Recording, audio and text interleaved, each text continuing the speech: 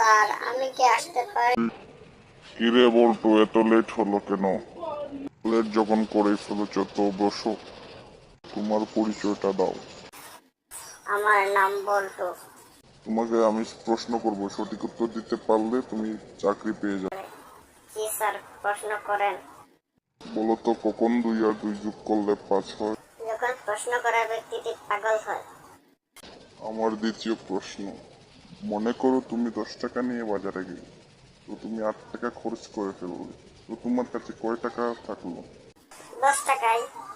কিভাবে? কারণ আমি যে টিপটা 1 টাকাও খরচ করবো না। আমি তোমাকে উদাহরণ দেখাচ্ছি, আমি তোমাকে ফিজিক্যালি করতে বলছি না। তো আমার শেষ এবং ফাইনাল প্রশ্ন, বলো তো একজন লোকের প্রতিদিন কি কি কাজ? সকালে একটা বিড়ি খাওয়া, দুপুরে একটা বিড়ি খাওয়া এবং রাতে একটা বিড়ি খাওয়া। শালা বিড়িখোরের বাচ্চা বিড়িখোর, তুই এক্ষুনি বেরিয়ে যা।